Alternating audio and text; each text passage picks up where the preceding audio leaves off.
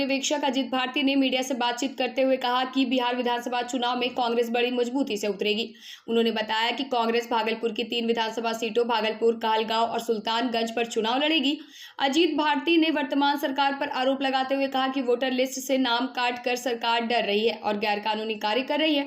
उन्होंने कहा कि कांग्रेस विकास और युवाओं को नौकरी देने के मुद्दे पर चुनाव मुद्दा है। हम आएंगे तो एक बेहतर रोजगार के बारे में सोचेंगे, बेहतर युवाओं के बारे में सोचेंगे और जैसा करते भी आ रहे हैं कांग्रेस की सरकार सदियों इस देश में। आप भी भागलपुर में देखेंगे जो भी ऐतिहासिक चीज़ें बनी होंगी वो कांग्रेस की देना है, वो कांग्रेस की बनाई हुई चीज़ें हैं। तो मुद्दा क्या रहेगा? मेन मुद्दा क्या रहेगा? मुद्दा रहेगा भ्रष्टाचार, रोजगार, सबको स्वास्थ्य निःशुल्क हो, शिक्षा बेहतर तरीके से मिले, जो ये महंगाई है ये घट। भागलपुर के नवगछिया स्थित जवाहर नवोदय विद्यालय में 2 छात्राएं रितिका और नव्या अचानक बीमार हो गई। उन्हें चक्कर और घबराहट महसूस हुई, जिसे देखकर शिक्षकों ने तुरंत उन्हें नवगछिया अनुमंडल अस्पताल भेजा। प्राथमिक इलाज के बाद चिकित्सकों ने दोनों को भागलपुर के मायागंज अस्पताल रेफर किया, जहां पता चला कि ये एंजाइटी अटैक के कारण हुआ था। इलाज के बाद दोनों छात्राओं की हालत अब सामान्य है, वे होश में हैं और परिजनों के साथ बातचीत कर रहे हैं। अभिभावकों ने राहत की सांस ली।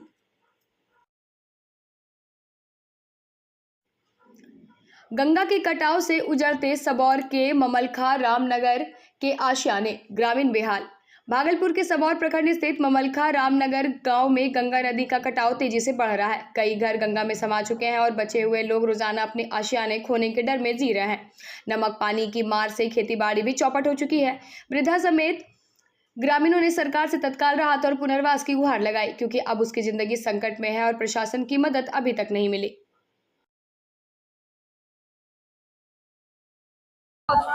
क्या समस्या है दीदी? कट रहा है घर, सर कहाँ रहेगा? बाल बच्चा का मन खराब है, कैसे रहेगा? भूख लो प्यास लो, मन खराब हो गया।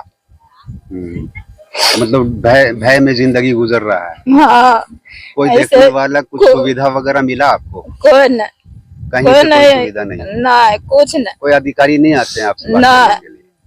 इन्हें सर बड़ा गिरल कहते हैं तो सरकार आते कहे दगा गिराएगा, फिर नहीं गिराएगा। ये घर बोरा, ये जो पीछे वाला घर है ये आपका है? हाँ। कब कट जाएगा इसका कोई भरोसा नहीं है।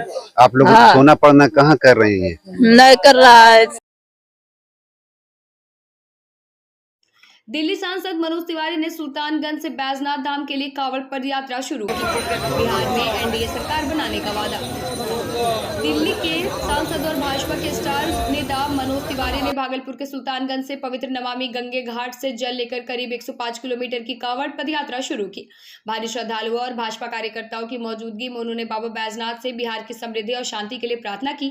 इस दौरान तिवारी ने आगामी चुनाव में बिहार में फिर से एनडीए सरकार बनाने का वादा किया और राजद विधायक भाई वीरेंद्र पर भी तीखा हमला बोला।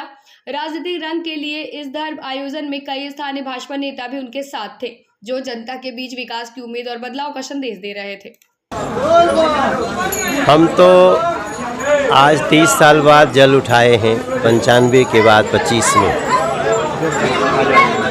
3 मुद्दे हमारे कान में आए हैं और वो पूरा होगा ऐसा निश्चय करके जा रहा हूँ। अपनी भूमिका का निर्वाह करूँगा। 30 साल के बाद कांवड़ क्यों?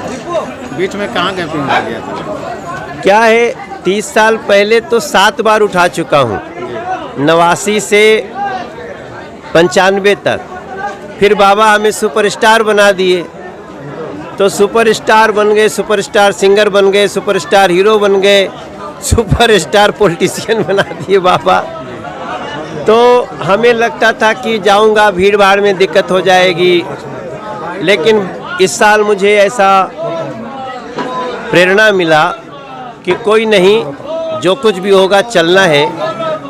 कुछ लोग ऐसा कह रहे थे, मैं सुना कि कांवड़ लेके कोई भी महत्वपूर्ण आदमी नहीं जाता, बहुत सारे लोग जाते हैं।